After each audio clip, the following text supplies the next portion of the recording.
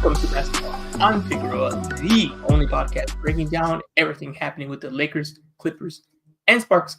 I'm your host, Edwins Garcia, and joining me today is my co-host, Dar-E-N Vaziri, a.k.a. Dime Drop. Dime, how you doing, man? Doing pretty well. Doing solid, Edwin. By the way, for everybody tuning in live from Los Angeles, as always, if you want to interact with the chat, with the people, come to YouTube, the Dime Dropper YouTube. The link is posted on my Twitter. But of course, if you're showing love on Twitter as well, give us a shout out. Let us know how you like the show. The only show that talks all things LA professional basketball. We're going to be getting into some stuff today. So let's kick it off, Edwin. How are we feeling? Good. I'm recovered from my Vegas trip. We can talk about it as it pertains to work there. Forgot about that. Got to hear about that.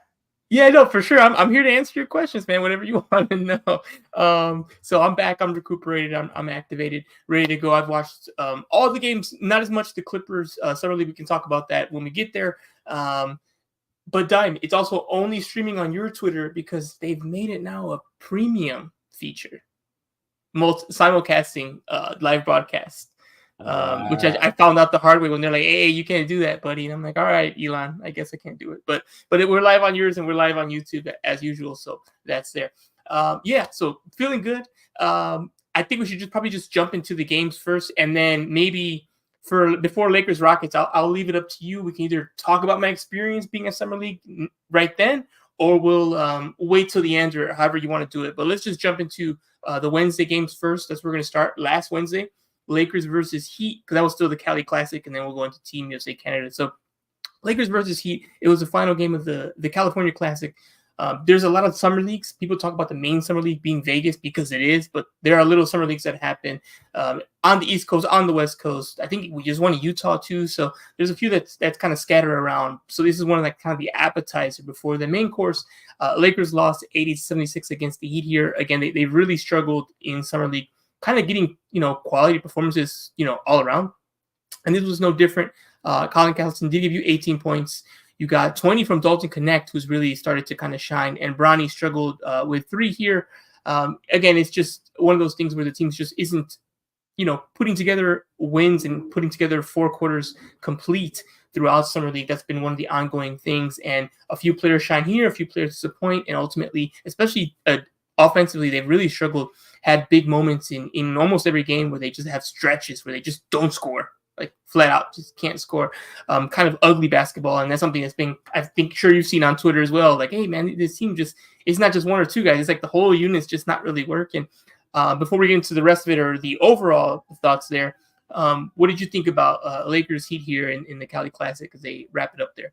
I haven't seen any Laker summer league games, believe it or not. I just haven't had the time. I can't lie to you.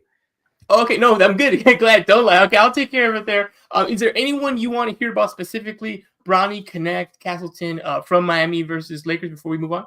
I mean, everyone's talking about Bronny, but I'd like to hear your opinion on him because you're on the more optimistic side, more rational side. So I want to hear what your thoughts are on him so far. I'll leave my main thoughts for when I actually saw him play in Vegas, but I'll give you a little bit here. One thing is, yes, it's so funny. The world's just a really funny place. All I hear about is he doesn't deserve this and that, nepotism, all this stuff. But then it's funny. I'm sure you've noticed this. Whenever they play, that's all anyone wants to talk about. So I'm like, well, if you really want it to go away, maybe don't give it attention. And that's what I found so interesting about this. And I'll talk more about it when I see it in person. But that's the number one thing, right? Like, plays good, plays bad.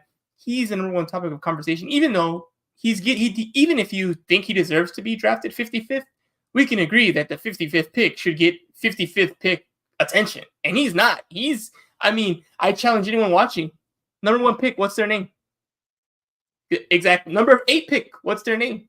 And your favorite team, who they draft? Like, you probably forgot. You might get a little nervous thinking of who those players were. This is a weak draft. But Bronny, you know his name. You know his number. You know what time they play. It's just been like that kind of intensity. So I'll leave my general question and comments there until we get to the part where I saw him live and spoke to him or was in the scrum, which was another thing where that he was involved in. But yeah, Bronny's definitely just like you, right? I told you who do you want to hear about? And who'd you say? You're like, what about Brownie though? I don't want to hear about Colin Castleton or anything like that. So that's been definitely the vibe there. All right. Moving on, we're going to Team USA. They played Canada, the Drake Cup, as they call it. And as things have been going for Drake, they haven't been going well. I don't know if you know, Dime, but it hasn't been good in the sixth lately. Yeah, it's been rough. USA took care of business, 86-72. I think Lakers, because obviously the Lakers have representation here, and people are starting to realize that. I think my biggest takeaway is people are starting to realize, man, this Anthony Davis guy, like, he's pretty good at protecting the rim, like, and it's something we talked about already before, but it was even more highlighted in this game. He was just absolutely fantastic and one of the better players, I think, on the entire team, at least in this individual game. Have you been keeping up with Team USA? Obviously, the time zones are different, and they're kind of traveling the world over here. So have you been keeping up with these games and what's been going on? There are 3 things you can guarantee in life: death, taxes, and me not watching preseason anything unless I'm forced to. Okay. I'll give you the... Go ahead. Yeah. I can't stand preseason anything, so you'll get my full attention when the games matter. But I've been keeping up with tweets. And I've seen clips. And, like, look, I'm not surprised at anything Anthony Davis is doing. I talk about him all season long. After the playoffs ended, I was really unclear about who I think the best defender in the NBA is, because I was kind of puffing my chest out about how I think Anthony Davis is the best defender in the NBA for over a year now. Then in the playoffs, when you see him play against Jokic, he just kind of gets neutralized. But then when you see Rudy Gobert, I mean, I think he did a slightly better job just in terms of his defensive impact in his series against the Nuggets. But he also has the perimeter defenders. And dude, game 7 back line, he was pretty special. But in terms of guarding Jokic himself, neither of them do a great job. So if we're just going to every other thing I value and all the rest of the season and previous playoffs, I still think there was no defender that really impressed me more than Anthony Davis throughout last season and the season before. So to be honest, I'm still going to stick with the take of saying that AD is the best defender in the NBA. And also, Bam Adebayo being one of the top 5 for me defenders in the NBA, just his ability to switch onto the perimeter. And he's a true, like, switch 1 through 5 big. When you talk about 1 through 5 centers in the league, Bam Adebayo is the first name that should come up. So, I mean, that's pretty lethal. I mean, the talent on this USA team, this is the most talented team, as I've said, since 2012. Wow. Okay. Oh, that's not a wow. 2016 and 2020 are mid compared to these other teams.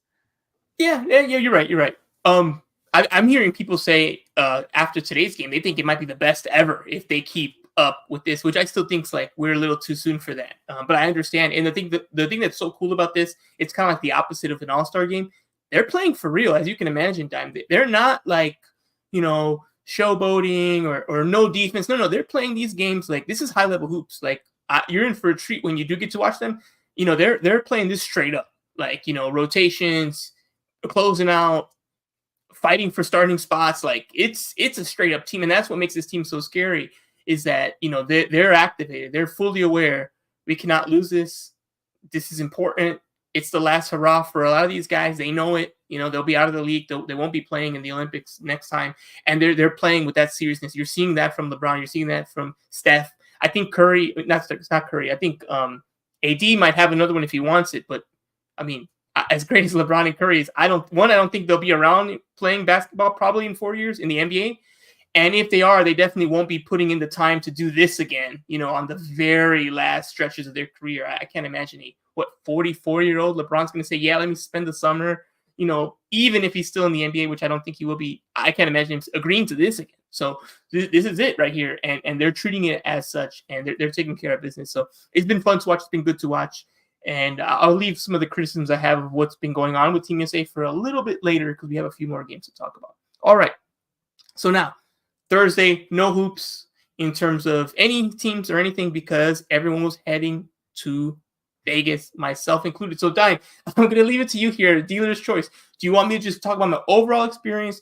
Obviously, I'll sprinkle it in regardless, because I went to some of the games. Do you want to talk about it now? Do you want to just kind of want me to just talk about it? Do you want to ask me questions? Do you want to just kind of let it kind of integrate with the games?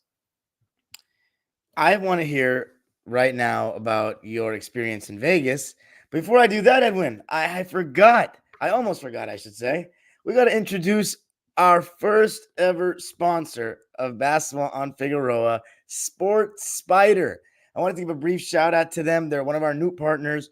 And if you're tired of searching multiple websites for sports news, sportspider.com has you covered.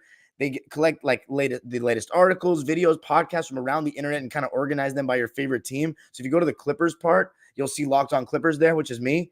And then if you go to the Lakers part, you will also see Dime Dropper, which is me. You'll see a lot of written articles. I wonder if Edwin's articles might have already been there already. I haven't even checked. Maybe I should look into that. But if they're not, they should be.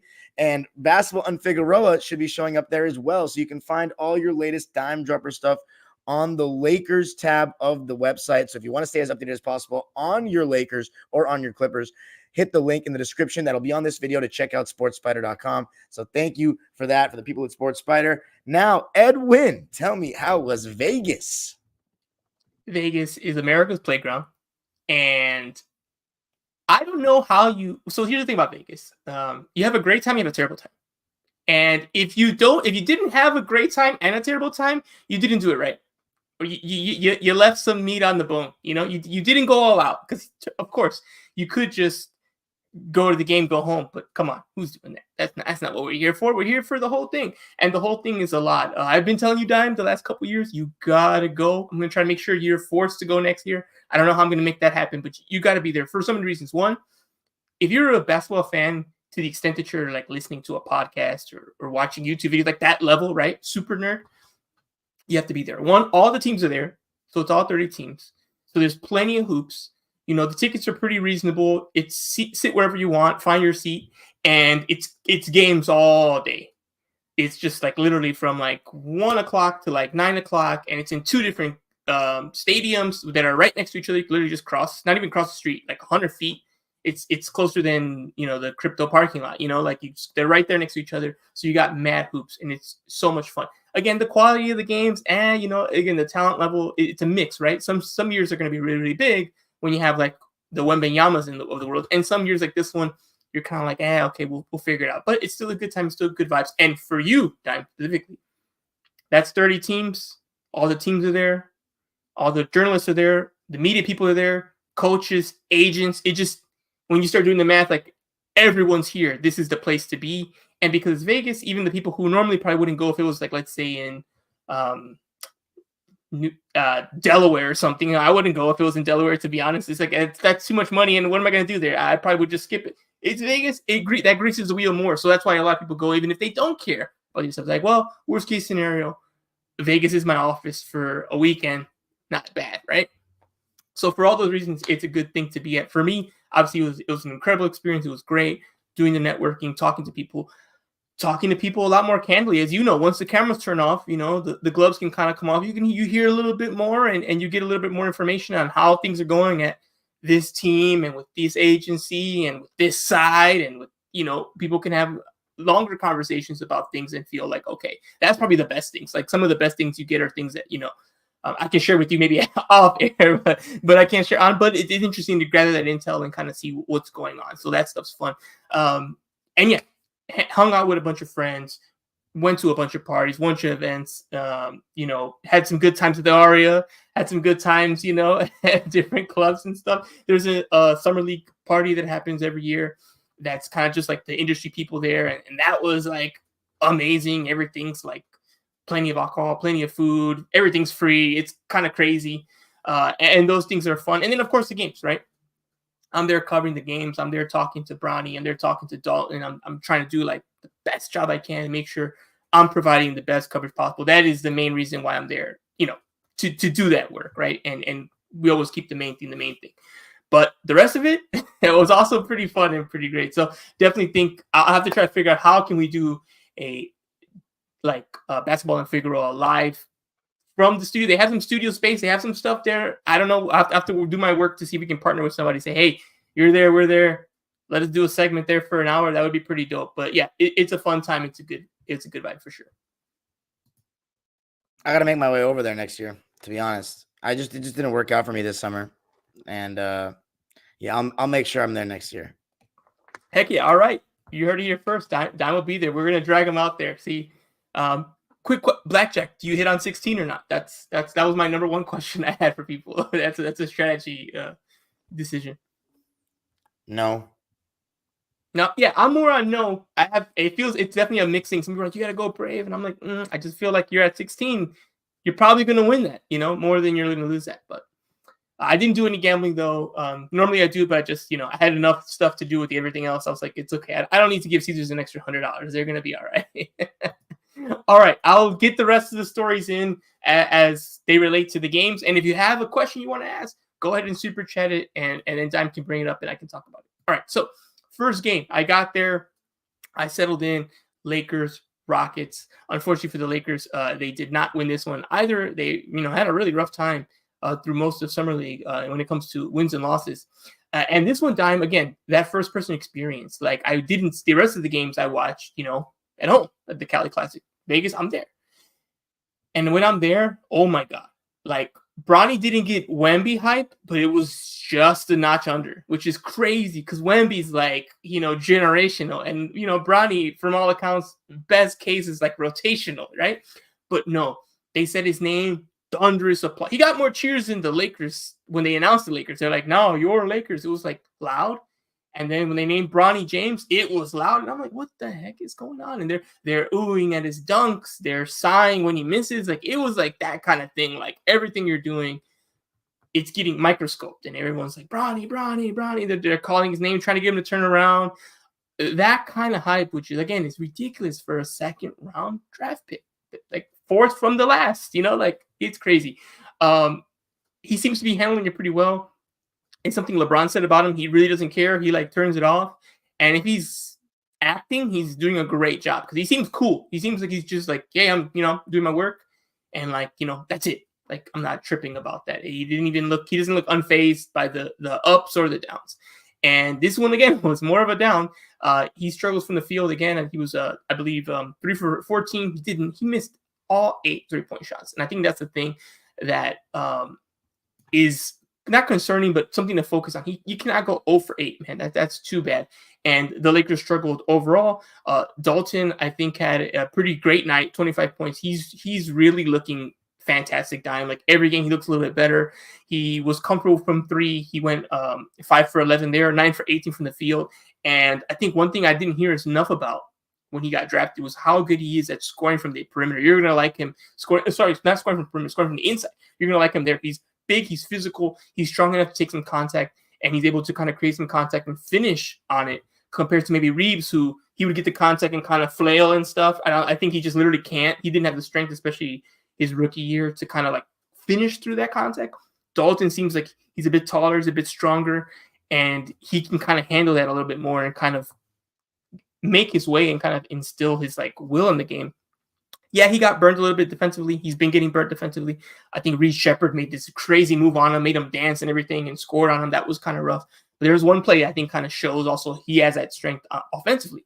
There's one play I saw it after the game because I was there, so I think I'm not listening to the commentators. But afterwards, like the commentators, like, oh, he couldn't get anywhere. He tried backing someone down. He did a little spin move, and they're like, oh, they locked him up. And then he hit the shot, and the commentator's like, oh, never mind. He's like, he didn't lock him up. He just made a tough basket. So it's like stuff like that was really good on Dalton. And again, Dime, I'm not trying to brag or anything, but everybody knows I've been to a bunch of Lakers stuff, a bunch of Spark stuff, WNBA stuff. I've been to many big events. I've never been to a presser as wild as the Bronny one. I've been to Kobe statue unveiling. I've been to I was there when Bronny was announced. And like the reason why is Summer League's a little more unorganized. It's kind of the Wild West. It's not unorganized like they don't know what they're doing. It's more unorganized, like the vibes are chiller. That's what I mean by unorganized. So basically, the way it works at any other like game, when you go post game, they tell you what room, where to go. That's where you go, right? So it's pretty straightforward. And then it's just, sometimes there's assigned seats. Usually it's just kind of like sit down wherever you see a seat, and the players will come when the players come. At Summer League, same process. You go to the back, but there's like a Series X and NBA podcast happening. There's like some other thing with some other NBA stuff. And then there's a couple spots they will have the players. So it's not clear where. And you have to kind of ask and you kind of look around. When you look at, I'm looking for the guys I know covered the Lakers. Like, hey, where, like, Are they in and that's that wall or that wall? Like I just don't know. It's no big deal. I'm here, but I just don't know where. And the reason that was a big deal now is because everyone's waiting for Bronny. So once people realized, oh, the Lakers will be on that side, then it just became a swarm. And it was literally like, usually it's like, especially for Summer League, it's like 8, 10 of us maybe. It was like 30, 40 people. And they're like cramming up. I'm like with my little phone trying to get the audio. And I'm like struggling to hear it. And I already knew, I'm like, there's no way I'm going to get a question. 0% chance. There's like 50 people. We got 5 minutes. Then plus the main guys like ESPN and stuff. Like, I'm like, and I went from like, oh, maybe I'll ask a question to like, there's no chance. I'm just hoping I'm not so far away that I can't get the audio, even though I'm standing here, which is wild. And that's never happened to me. Ever. Because there's always at least enough space for like that. I might not get a question in, but I mean, there's enough room for me to put my phone. Like, you know, what are we doing? No, this was like nuts. And I talked to the head coach, Dane Johnson. He was right before Bronny. Then it was Bronny. And it was funny. Once Bronny left, Dalton came, and by the time Dalton came, we were back to normal. They literally just left. I don't know who the people were, but like from the 50, we were back down to our normal like 10. I'm like, okay, cool, which was great for me because I was really trying to talk about Dalton because I was going to do a feature on him, which I did, and I put it on Silver Screen and Roll.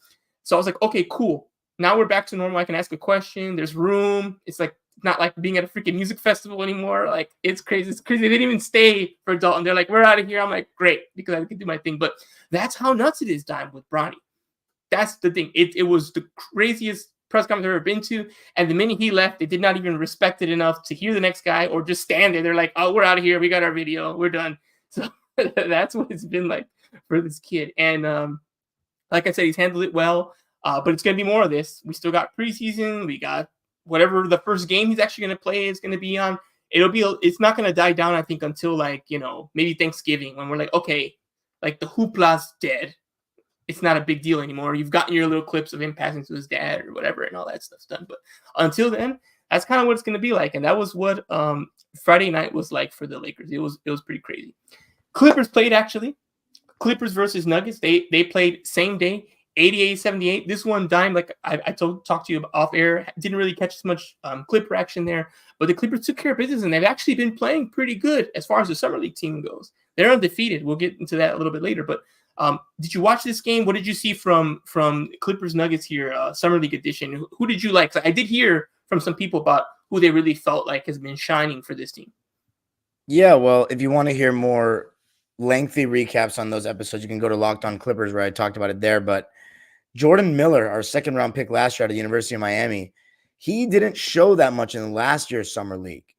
Like, he looked far from getting into the rotation or even competing with Amir Coffey for like a backup wing spot. But this Summer League so far, he's been amazing. Had 36 points in that game against Denver, constantly going to the basket, constantly getting to the line. He has some Amir Coffey tendencies in the sense that he's kind of a guy that seems like his role in the NBA would be to be a guy that is a role player that works off the catch, 3-and-D, can attack closeouts, that kind of thing. Solid wing.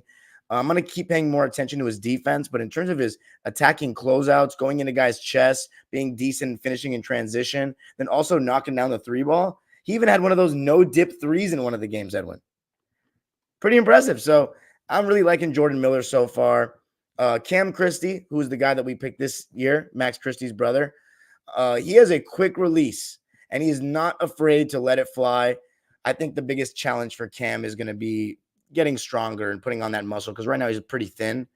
And I'm going to also keep an eye out on his defense. But Jordan Miller, total standout so far. I mean, big scoring performances. And the way it's looking, maybe he's putting pressure on Amir Coffey for that backup wing role.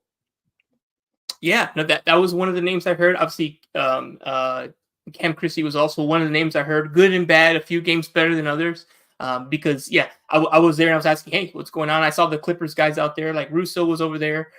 So I know them because, obviously it's LA, so I know some of the Clippers people and they know me. And I've been to a couple Clippers things covering them, usually with the Lakers. So, I talked to them and was getting their insights on stuff. They seemed kind of like you, optimistic on a few players and kind of like, hey, they're kind of playing decent, given the circumstance and the context of it. It's just Summer League, but hey, I'd rather play good and have a few guys look good and win some games and have a few guys look a little rough and lose some games, which unfortunately I've known a little bit about. So again, they don't matter, but again, this is kind of like training camp, orientation. I kind of consider it, I talk to people who like are still like not as aware, like, well, what is this summer league? I don't get it. I'm like, well, it's kind of like freshman orientation, where maybe some colleges have you come in for an extra week just to kind of settle in. You're maybe not even starting classes, but it's just to kind of get your feet wet. And it's just a good way for them to get those reps. So it's always good to see that stuff. All right. So Friday, we did not have, that was Friday. Now we're moving on to Saturday. We back in the W. So we're kind of everywhere. This is kind of dope. We had Sparks versus Wings, 87-81. The Sparks won this one. Obviously, Dallas, the team that's struggling. They just are without Sably. They're just, shorthanded, and they've been shorthanded all season. And they've kind of had a really rough stretch here. They've only won, I think, 2 of their last 19 games, so it's been pretty bad. But they still have players like Enrique who are dominant. In fact, they just beat the Fever tonight. So again, as long as you got Enrique, you have a good chance. And in this game, they had a good chance. They were up 63-61, but the Sparks were able to pull it out. Dime, why were the Sparks able to come back in the fourth and win this game? It's interesting. We've had so many games this season where it's us that can't score in the fourth quarter, or we can't defend certain stars on other teams in the fourth quarter. But the Dallas Wings defense is not very good, especially when you can pull Tierra McCowan out to the perimeter. I noticed she was one of the slower bigs I've seen in the league guarding on the perimeter. And I mean, it was just another amazing game from De'Erica Hamby. Seriously, Edwin, one of the most consistent athletes in any team that I've ever supported. I mean, the way she clocks in and puts in a shift every single game, it feels like she doesn't even have bad games. But we know that De'Erica is going to do that. She is the consistent force. But the Rickea Jackson show, and we're going to talk about it in this episode, but the way she has looked recently, averaging 15 points, 5 rebounds in her last 7 games, she's getting more comfortable. She's had some highlight dimes on the drive. Just feels like everything's slowing down for her. And honestly, it's unfortunate that this Olympic break is happening, because I want to keep seeing Rickea hoop. She's starting to really figure it out. We're starting to look for her more in the mid post, and I think just more reps has been emphasizing this season. She also seems like she's getting a little more comfortable, rotation-wise, defensively, just being in the right place, right time. Just normal things that come with getting more experience at the WNBA level or at the professional level. So that's how we won the game for me. De'Erica Hamby, Rickea Jackson doing their thing. And it's nice to get a win on the road, because we've only won 1 game on the road before that, and that was that game against the Indiana Fever earlier in the season. So 87-81 W. De'Erica Hamby, 27 points. A low rebound game for De'Erica, but just 4. But Rickea Jackson, 23.7 rebounds. I don't know if that was her career high, was it? I don't think it is for points. It might be for rebounds. I have to look it up. It's either that game. It's either that game or the game against the Mercury. Yeah, I think that's the one. I can check it right now. It is her career high, actually. It is her career. 23. Okay. So it's a career game for Rickea Jackson, 8 for 14, shot super efficiently. I mean, those are just the best kind of games. And it was in the fourth quarter we did it, 26-18 in the fourth to get the win. We'll take the win. Yeah, Rickea, I'm just so glad this, because again, before the season started, it was pretty much understood that that's probably not going to be a player that's going to be available, because she'll get, if the Sparks don't draft her second, and they weren't going to because of Brink. And I'm like, man, I just really wish they could get Rickea. But I'm like, I just don't see Chicago passing up on her. And they did. Now they got Cardoso, which is actually funny. Maybe in the offseason we'll do a redraft of the top 10, because I think it goes way different now. Because I'm like, Cardoso's cool, but Angel Reese should not have gone 8th or whatever it was. I think there would definitely be, and Rickea probably definitely goes before Cardoso, I think, at this point. So I think we would lose her. We probably would have Cardoso, or I don't know, would we get Angel Reese and try to do the Twin Towers there? It would be interesting. But again, that's the whole thing about drafts. And all those players are quality too. It's not even they're bad. Cardoso's not a bust or anything. She's good. It's just that, Rickea's dropping 23, right? And Reese is a rookie of the year candidate who barely made it out of the lottery. So it's just a wild draft. I mean, Kate Martin, late pick, and she's balling out. So it's been crazy. But yeah, Jackson, I didn't expect her to be there when they drafted her. Once they fell, I'm like, just don't do anything dumb. Pick her. And they did. It was great. And she still exceeded my expectations. She exceeded her own expectations. I did an interview with her, and she said that her goal was to be the 6th woman on the team. And after 5 games, she's been the starter. So she's like, well, I already smashed that goal. And what is there now is we'll just keep improving, keep attacking, continue getting better. Like you said, defense is an aspect.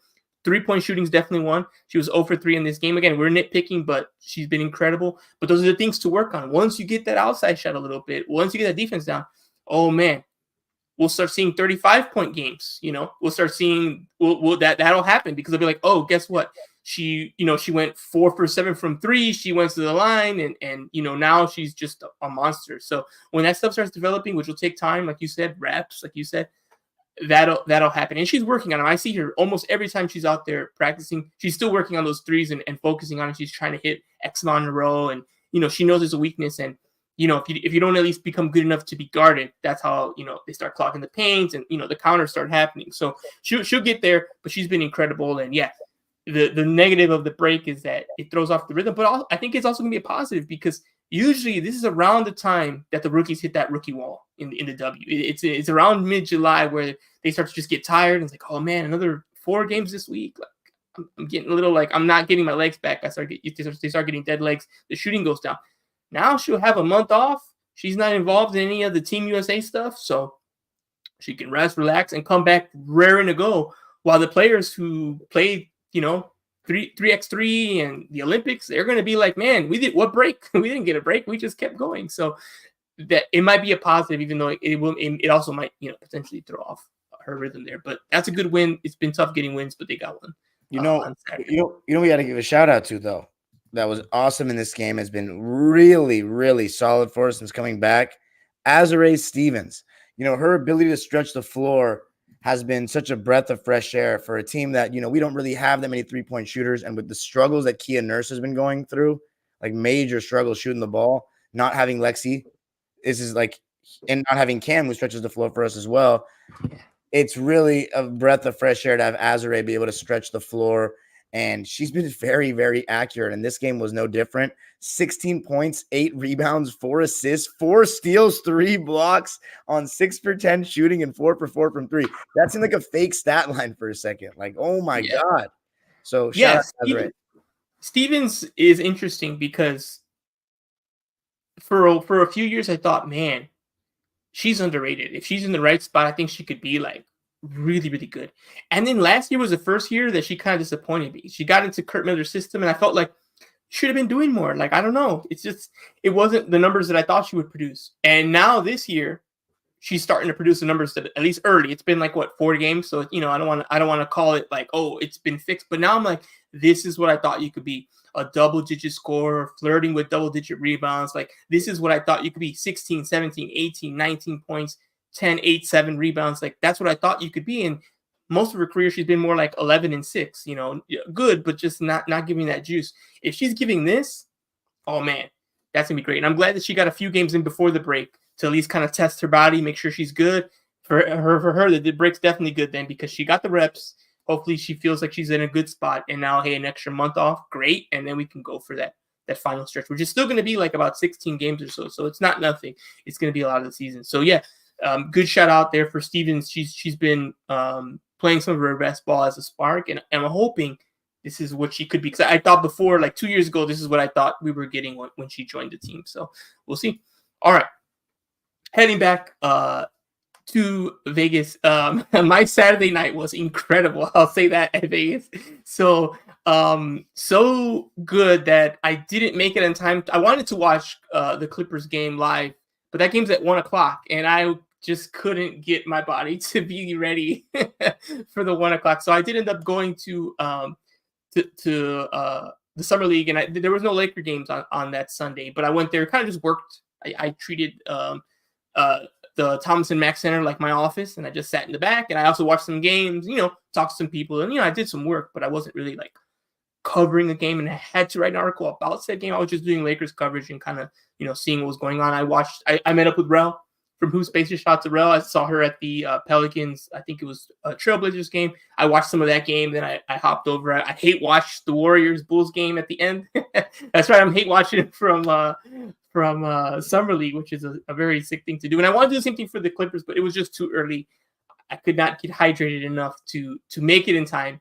But when I got there, the Clippers people were still there, so I talked to them about what happened with the game, and they kind of gave me a little bit of insight on like who played well, who didn't. So, Diane, you tell me how would this game was. Again, another victory for the Clippers. They're running through them here. winning this one as well. Yeah, Coach Dante Jones has got the team switching 1 through 5, and they've been defending really well. And a lot of that's because Musa Diabate, the guy we got from Michigan in the 2022 draft, he's got great mobility on the perimeter. So he's able to switch 1 through 5. He's a little undersized, though. He's a 6'10 center. The problem, and another very good game for Jordan Miller, by the way. He just continues to be very impressive. Kobe Brown, not bad. You're starting to see a little bit more of the Clippers trying to involve them in pick and roll actions. But just in my opinion, I don't think Kobe Brown or Jordan Miller, especially this season, are not going to be pick and roll ball handlers in the NBA. I don't know if they ever will be. Just don't have enough. Their handle doesn't impress me enough. They don't have much wiggle to their game.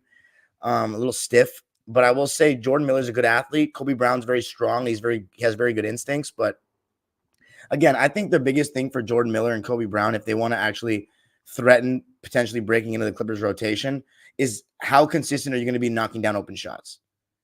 Simple as that. Yeah. Because I definitely don't think that Jordan Miller and Kobe Brown can't defend at an NBA level. Let's see you get exposed before we worry about that. I think the biggest thing is, can you stay on the floor offensively? Space the floor for Kawhi and James Harden and whoever else there's going to be on the Clippers. But as far as Musa, the one thing I want to say is he's great at switching 1 through 5, but until he gets some semblance of offense in any way, shape, or form, he's not going to actually be an NBA player. He's a 6'10" center who's got no offensive skills. And when I say no offensive skills, I mean relative to other NBA players. I don't mean like compared to a college player in the summer league or in the G League. You know, he's an amazing rebounder. He's a hell of an athlete. He's got a great motor. But if he does not, what 6'10" centers, Edwin, that have no offensive game play basketball in the NBA? Oh, you know what? Actually, I got one. Yeah. Who are you thinking of? I got one. Rudy Gobert. He's not 6'10". How tall is Rudy, though? 7 feet plus. You've seen him in person? Well, he's gigantic. Yeah, no, sure. Well, actually, I haven't seen him in person. I probably have. But I mean, I thought you meant like 6'10" or up. But again, the exception to the rule is he's so dominant defensively that, like, you at least deal with the fact that the bag's not there. Let me tell you something, Edwin. If Musa Diabate was 7 feet tall, I think that he would be an NBA player. But I think even if his offense isn't great, but he's 6'10" and he's skinny. So teams are going to go right through his chest. I remember there was a game last year we played against Utah. Either it was last year or the year before. I see what you're saying. You're saying he's too small to be that deficient offensively. Right. As a center. Gotcha. You know what I'm saying? And like even power forwards from the 2000s and the 90s, they at least had a mid-range game, a lot of them, or a post game. You know what I mean? And Musa right now, I'm not seeing enough improvement in that regard. I love his defensive activity, but I'm just talking about if we're talking translating to the NBA, because this is his 3rd season in the league. We're getting to that point where, are you going to be an NBA player or are you not? Almost ready for those conversations. And I want the best for Musa because he's one of our own. So yeah, that's kind of my thoughts. I just think my overall thoughts over the Clippers Summer League team, and I haven't watched the 3rd game yet, so we're going to have to skip that one. But we're 3-0. Our defense is tenacious. We got a lot of guys that are like, have experience playing in the G League with Jordan Miller, Kobe Brown, Musa. I'm forgetting one. Comments, bail me out on this one. Oh, and Cam Christie. Cam Christie has not played much in the. No. I was just thinking of guys that were drafted by the Clippers outright. Sure. So yeah, I love the tenacity defensively, and the switch everything is very, very dependent on Musa's versatility. But also, you remember Dante Jones in the NBA. He was a pesky defender. He used to slide his foot under Kobe. I remember that when he was at the Hawks. Yeah. And so he used to always be one of those guys that was a irritant and physical defender. So it's no surprise to me that him being the coach of the Clippers Summer League team, they're all in on that end of the floor. So yeah, it's been good to see. Yeah. No, that I heard similar things. Everyone seems kind of positive with it, and like, hey, like we'll take it. It's it's Summer League, and a few prospects, a few two-way guys, and obviously the latest draft acquisition in Christie. So positive. Yeah, you'll take it at this point. All right, so that was Sunday. Monday we had a doubleheader here. Since Dime didn't watch Team USA versus Australia, I'll just kind of take the lead here on this one. Again, it was just more Anthony Davis kind of helping to charge the Lakers. I keep saying the Lakers. The Los Angeles USA basketball team. Like a Mighty Ducks thing. I just think about LeBron AD. LeBron had a kind of a quiet game on this one. Let me pull up the stats here. I don't remember him kind of like doing much in terms of like, kind of a dominant presence or anything of that nature. Let's see his numbers. LeBron, he had, Let's take a look here. Come on, give me his name. LeBron Ramon James. Okay, there we go. Second one from the top. He had, man, this his website, they need to kind of work a little bit on this. Yeah, he had only 5 points. So no, 10 points. Sorry, only had 10 points. So yeah, it was a quiet game for Bron.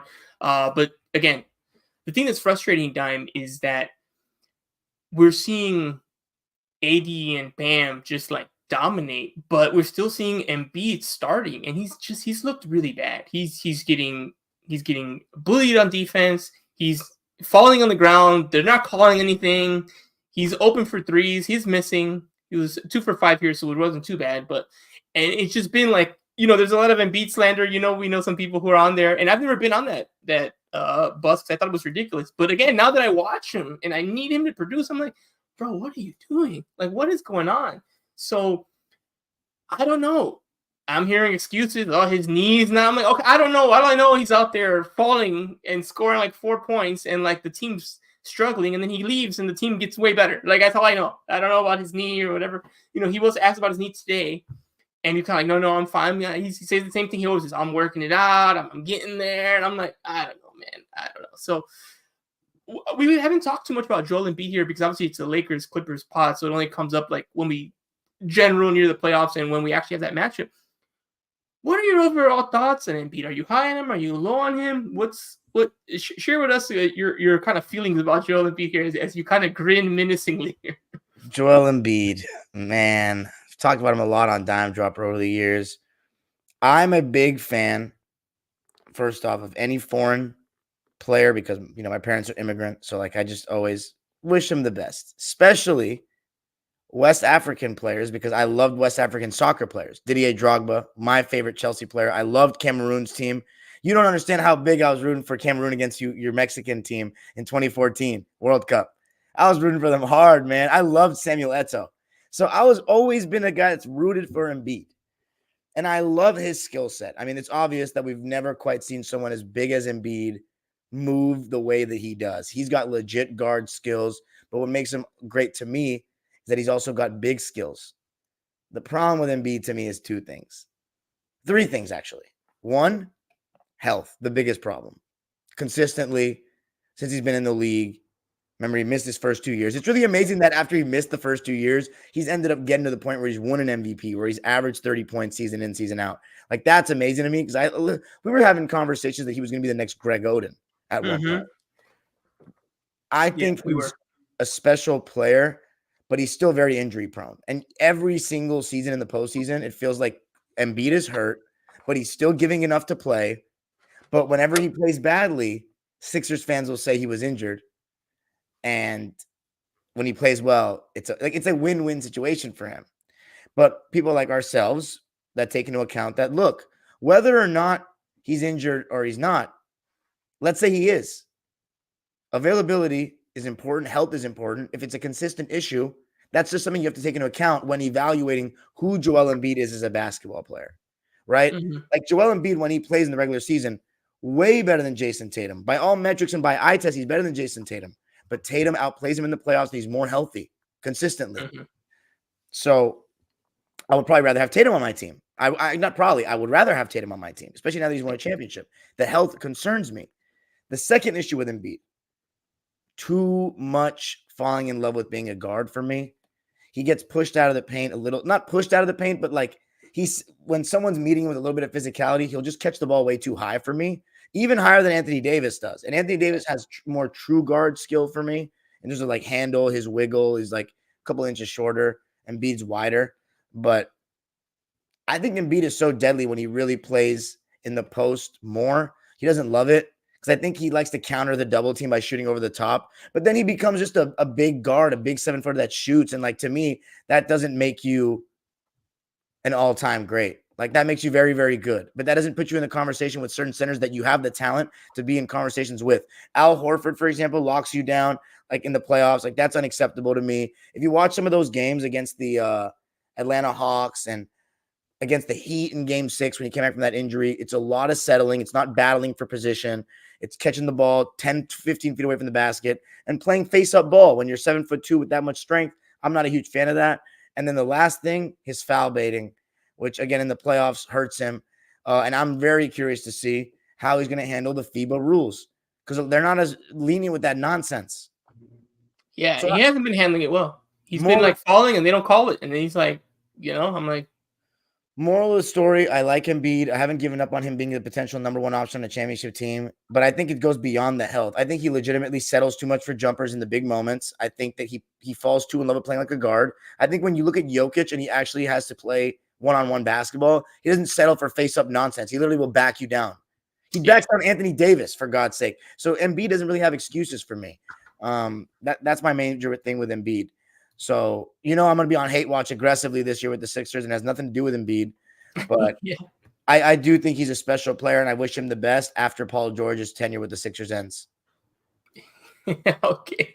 Well, that'll be interesting. All right, cool. So we'll leave it there for now. And then finally, for Monday, the last game that I saw in person was Lakers Celtics.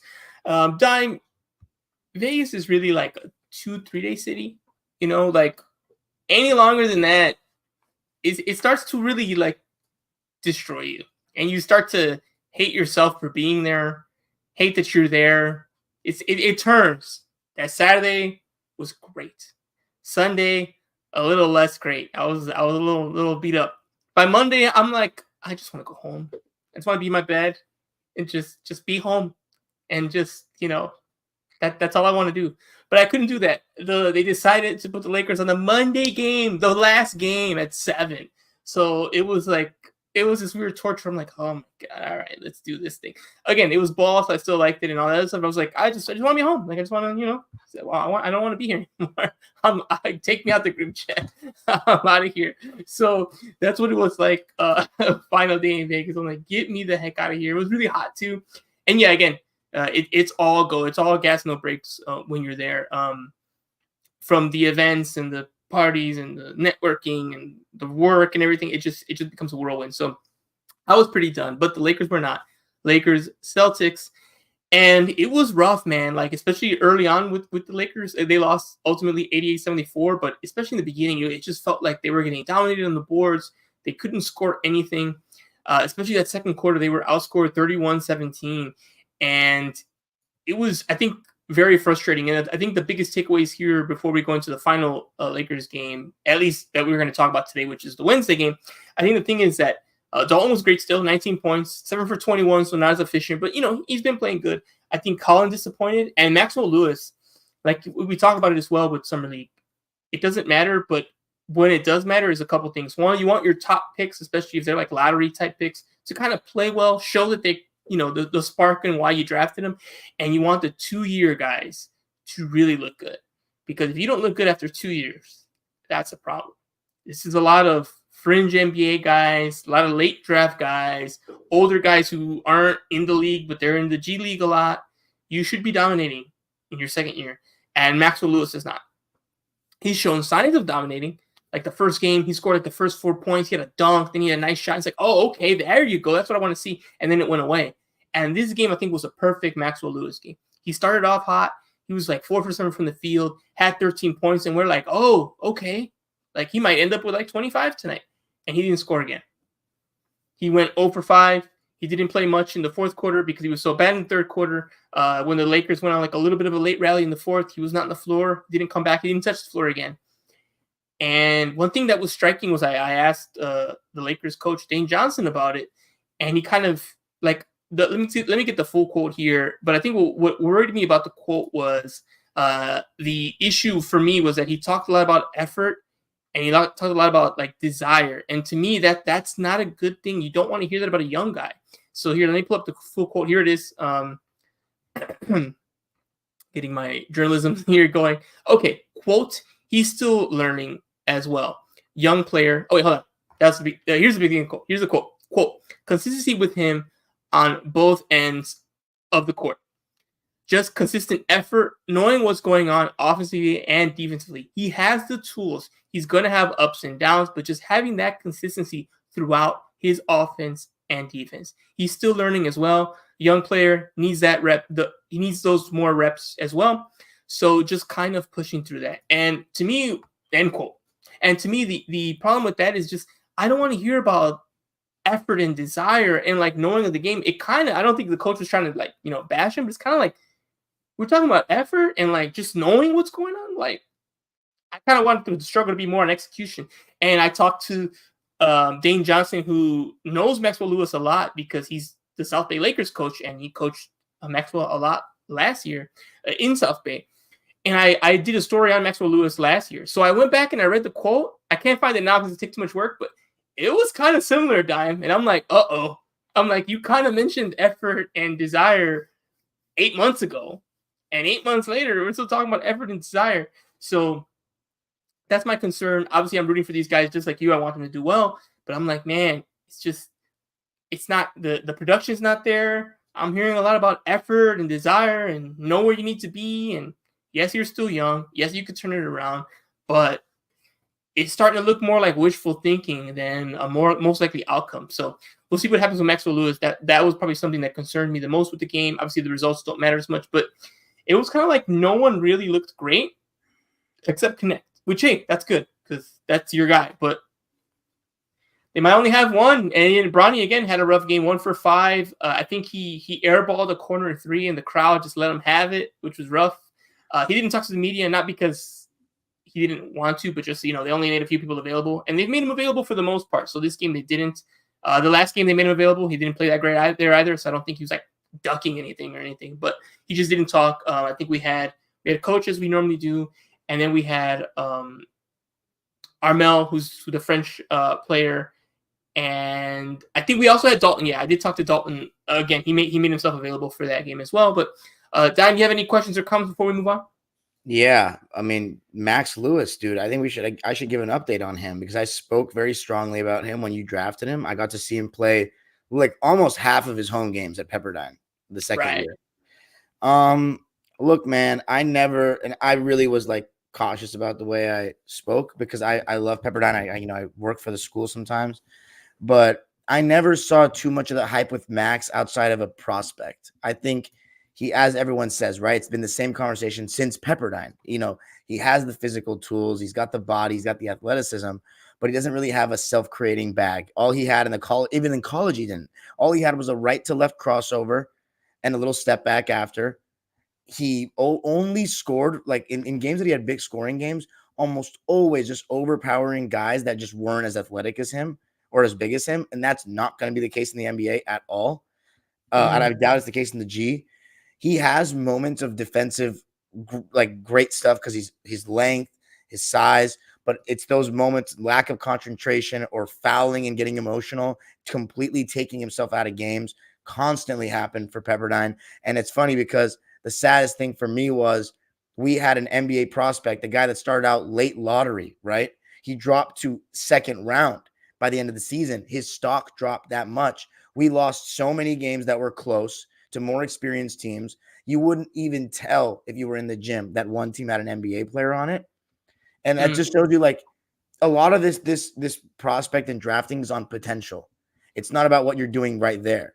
Because there were times where I wished we would go away from Max at times in the offense and give it to two other guys that I think have some really good futures. Mike Mitchell is going to be playing for Minnesota this year. I don't know if they'll make it to the NBA, but I'm hoping they'll get to play overseas at least. And then Houston Millette, who's playing for Alabama next season, transferring. These are two really good shooters. And I just felt like sometimes we were too Max-centric. I didn't love it because it's like it doesn't feel like we have an NBA player out there that's creating stuff. And I remember when Brandon Pajimski came and we played against Santa Clara. Dude, it was wild that Pajimski was a late first rounder at the time and Max was projected to go 15 or 16. But they swapped. So people saw what was happening because, Paz was amazing. So at the end of the day with Max, it's still like if he doesn't find has it been the shooting that has been, when you talk about offensively, has it been the shooting that's been bad? It's been everything. The shooting hasn't been great, but it's also like he gets like golden retriever vibes. Like he just gets excited and kind of just goes to spots and it feels like he forces it a little bit. And then he makes a lot of mistakes and it just feels like every time he does something good, like he'll have like a nice pull-up jumper or he'll do something nice in the mid-range or he'll finish strong. Then he'll blow a coverage. He'll force it a little too much contested. He'll get blocked. And you're like, what are you doing, man? And that's kind of been the MO for every good moment. He has bad moments. And especially defensively, he still has those moments as well. And like you said, he can't muscle people generally. So sometimes he gets stuck and then he settles for a jumper that's too contested. And it's like, what are you doing, man? And that kind of started happening to him in the third quarter of this game. And then he started losing his confidence. And then next thing you know, he's off the floor. So yeah, it's a project. I'm still rooting for him, of course, but you wanted to see him kind of shine. Like last year when Max was here, he shined. He was like, oh yeah, he's clearly too big, too strong. Like, he's a rock star here because he's above this. And it's like, great, cool, good sign for next year. Let's go. And Maxwell Lewis did not give us that at all. So that's what's been disappointing. But clearly not everybody can be Jordan Miller. Oh my God. All right. Here we go. All right, moving on. Tuesday we had Sparks Storm 89-83 game here. This was one dime that like I had to watch after because it was kind of getting in the way of some other stuff that I was working on. But when I saw through Twitter, I was keeping up on like what's going on and what's happening. I just never felt that they were going to win this one. I'm just like, I don't know. I just feel like the Storm are just too good. They're just too talented, and they'll figure it out. And that kind of bared out there, especially late there in that fourth quarter. Again, the good thing is I think the Sparks have they fight. We've talked about this forever. They never give up. They stay persistent. They stay consistent with their effort. You got a big game from Stevens with 24 points, 16 again from Ricky, and Hamby giving her 15 and 9. Pretty standard from Hamby. I've noticed the rebounds have gone down a little bit with another player there to grab them, which is fine as long as the boards are getting grabbed by the same team. Who cares? But Dime, why were the Storm able to kind of close things out here in that final quarter? Very simple. They have better players than us. Jewel Lloyd, we were having trouble guarding her without fouling the Gold Mamba. And then, this was a huge occasion. NECA's return game. I don't mean to be a hater on Kids Night because I think the vibe sounded great in the arena. But could we have at least had some other team play them on Kids Night and NECA's return to Staples Center be on a nighttime at Staples Center with the adults in the room? But here's the thing, though. It's the WNBA, so we're going to have – the Storm are going to come back to town this season, right?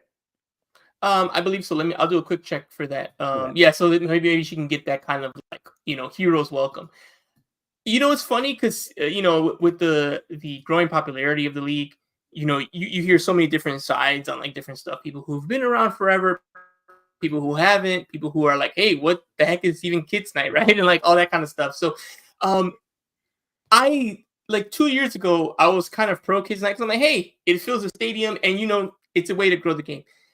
Around last year, I was like, I don't know if we need this anymore, but cool. And this year, I didn't go because it was I just barely got back home, so I was like, I can't go to this, especially that early, right? If it was 7, maybe I would have toughed it out. But I was like, I'm barely getting home, like middle of the night before. I'm not gonna take a power nap and go to the kids. I'm just not gonna do it.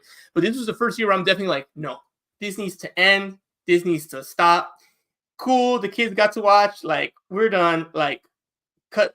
As Jordan would say, F them kids, like. Whoa, what's going on here? The local kids in the summer camps of Los Angeles?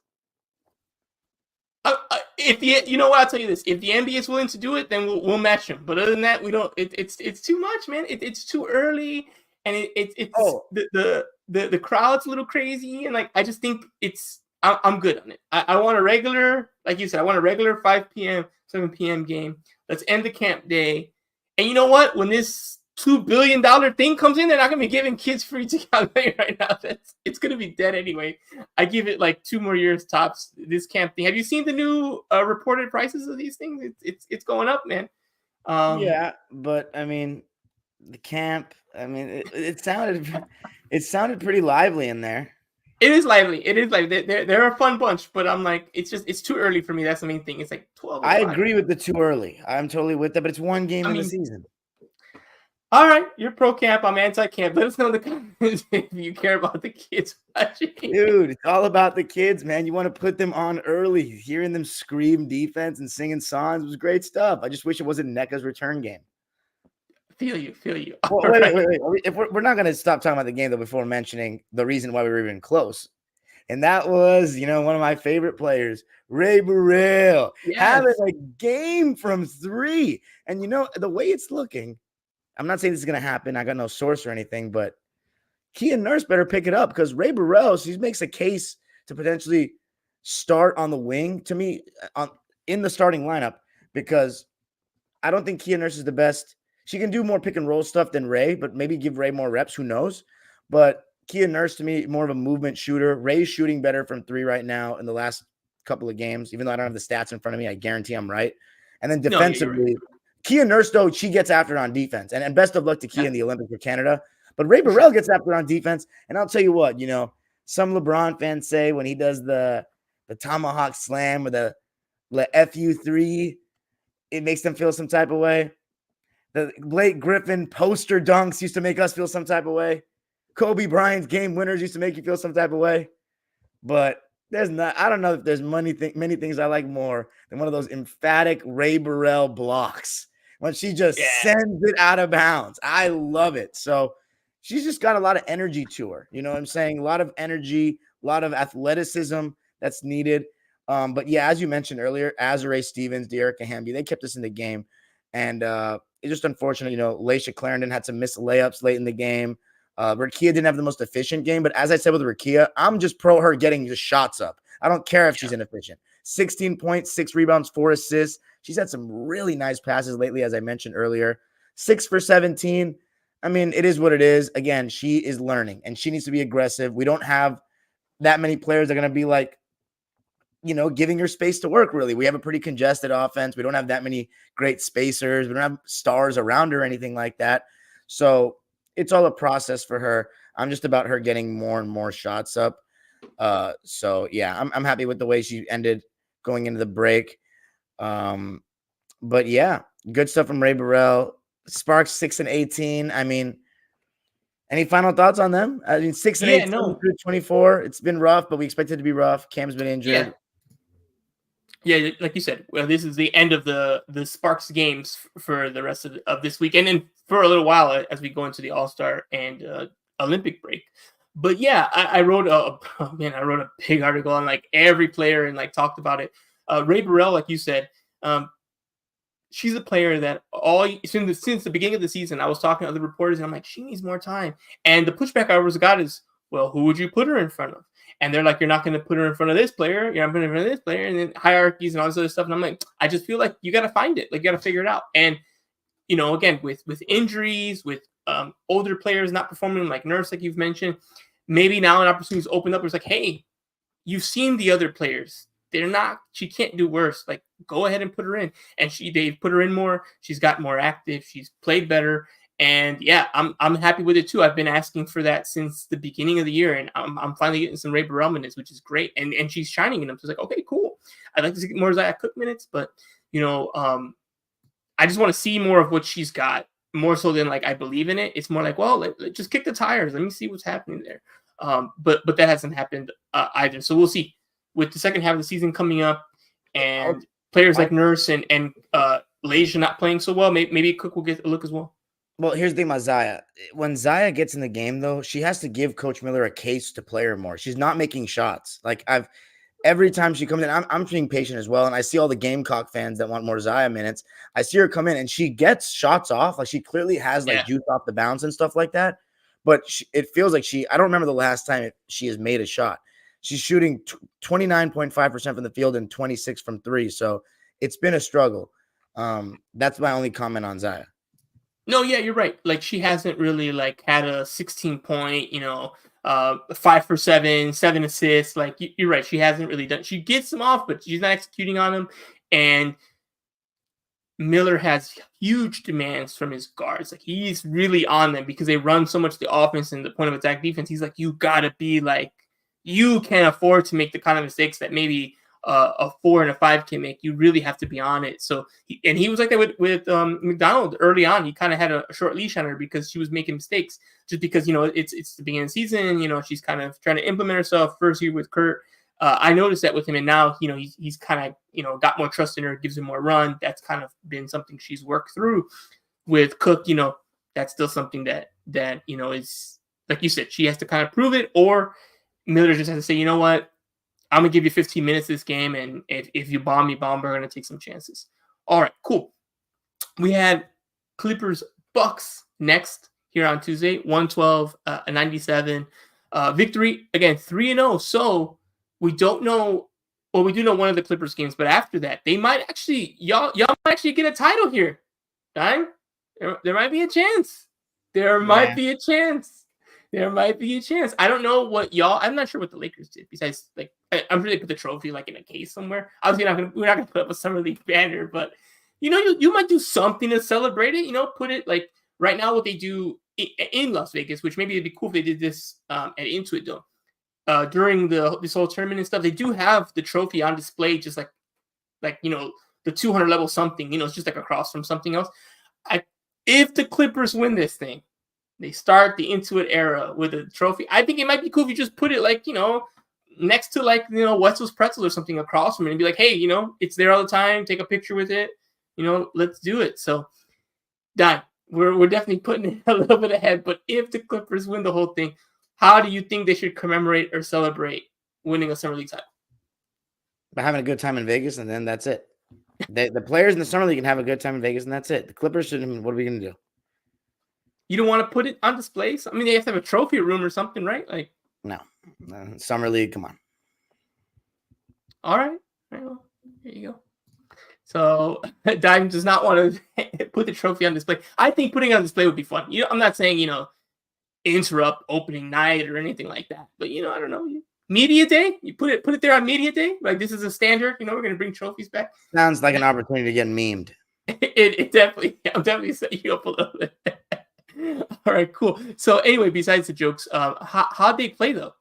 That's the one game I haven't seen yet. I'm gonna. Oh, you didn't. Okay, cool. So okay, we'll Lockdown Clippers is where you can hear about that then. Okay, and then today I had an interesting day, Dime, because I've been on the grind since the morning because I had Team USA versus Serbia, and I had the Lakers playing as well. So I was just kind of like, I watched that game, wrote about that game, wrote some other stuff, then wrote about that game, and then we did the pod. So it's been like boom, boom, boom, boom, boom. In one of those like 12-hour days here. I have not literally stepped outside of my house. Like the jokes are, I'm the kid in the basement. Like that's exactly what I've been all day. But it's been cool because I watched like 2 games and like covered them. So I can talk about both of them here. Team USA versus Serbia. I have beef with Serbia because of Joker. He's beat my team again and again and again. And guess what, Dime? No Jamal Murray.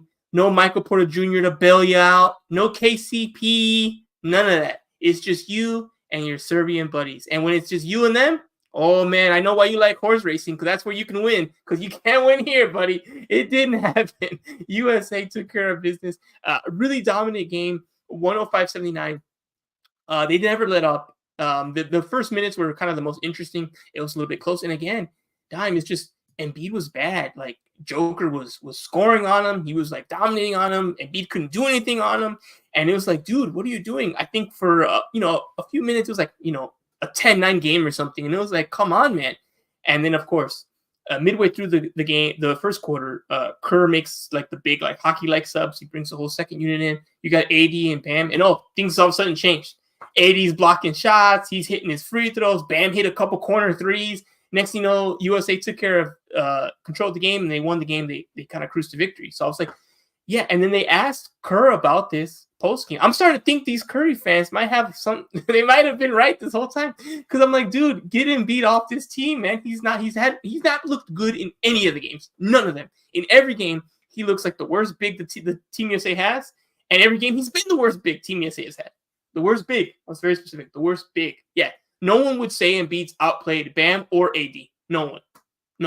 The only thing you're going to hear if you ask is an excuse. Oh, he's hurt. Oh, give him a few minutes. Like, that's what you're going to hear. But no one's going to be like, oh, no, he's outplayed them. He hasn't outplayed them in one singular game ever, period. So Kerr was asked, hey, I like the framing because they didn't like try to like push him on it, but they said like LeBron, Curry, and Embiid have consistently been the 3 starters in every game. Is that going to continue? And before they even finished the question, he's like, yep, it's going to continue. Like those 3, we've been playing around with the other 2 spots, but those 3 will continue. And I'm like, Kerr, look, if you think Embiid's better in the regular season, fine. Playoffs, fine. We are playing international basketball, and so far, the proof's in the pudding. He's been bad. He's been literally bad. You got to go with AD. You got to go with Bam. You cannot keep starting Embiid. Every game they start off slow, and it's because Embiid's there. And the minute they take him out, they start cooking. So like, I mean, it doesn't rocket science. It's very clear. So hopefully that gets fixed. It doesn't sound like it's going to. I really would hate for USA to have to lose a game for Kerr to be like, you know what? Maybe I should start the clearly better player. But, you know, I don't know. Somewhere. Clearly better player, clearly better performer. Clearly better performer, at least. You got to at least give me performer because. Oh, 100%. Oh, you're watching the games. I'm not. And I've heard the same from everybody else. So. Yeah. It's been frustrating because you're hoping I'm hoping he does well because I'm watching the game. I want USA to win. So it's like, you know, whenever AD's gonna go in, I know he's gonna cook anyway. So just do your job and he'll do his job. Let's all go home. And instead, it's like, oh, come on, dude. It's one of those things more so than an agenda. It's like I want the team to do well. You're starting, cool, do well. I don't have a problem with Steph starting. I have no problem with LeBron starting. Like just do your job, man. So we'll see what happens. Obviously, we know his talent, but I don't know. He's struggling, and this is a very small tournament. Not that many games. Like it's not a marathon. We don't have time for you to get into a groove. If you're not playing well, I'm sorry, but AD's cooking, and we got freaking Olympics in like 2 weeks. So like, get it together, or wave a towel or something. So we'll see what happens. But overall, they were good. It's been so fun, and it's been so cool. Like I said, seeing them like kind of play fully focused. You got LeBron catching alley-oop dunks and stuff at like freaking 40. It's crazy. Steph was hitting all his threes. So once they got going, it was really, really fun to see. I don't like how Halliburton's being used. I feel like he's kind of shriveled up a little bit. He's not the center here, of course, of like the offense going, but that's been something I'm like, Halliburton's kind of been disappointing. And also, like, I don't think the way he plays on the Pacers is not the way he can play here. And I think that's kind of hurting him. He's not like finding his role in this team. A lot of these guys, as you know, they're all superstars. They're used to like, I'm the god. And it's like, that's not going to be true here unless your name's LeBron or Steph. If you're not LeBron or Steph, you're going to have to get used to a different role. AD's coming off the bench. Bam's coming off the bench.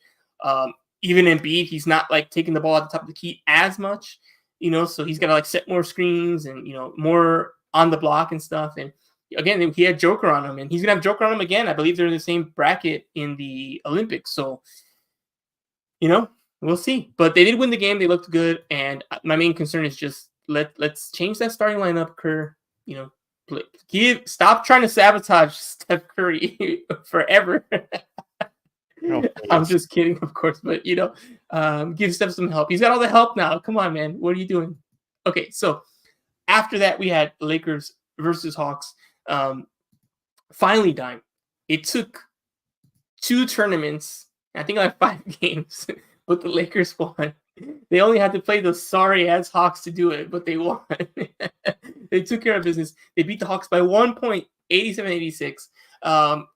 They were kind of in control a little bit during the first couple quarters, and then the Hawks just steamrolled them in the third, and I was like, they're going to lose. That was it. No Dalton Connect, just kind of resting. It's just at this point, I think you've seen enough. I don't know if he'll play again because they probably play Saturday because they play Saturday.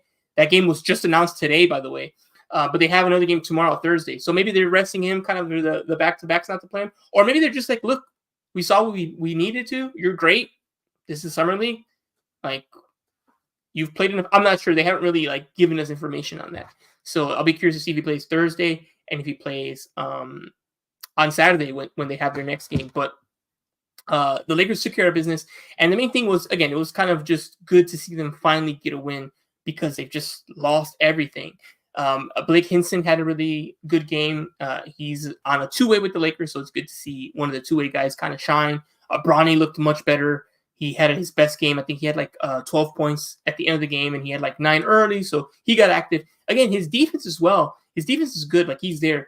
I was talking to one person. I won't name them because, I don't want to do all that, but we were talking kind of candidly at a bar in Vegas, like in between these games, and he's like, I'm not worried about him defensively. He's got it there. He's going to be good. He can make it the league and be in the league as a good on-ball defender.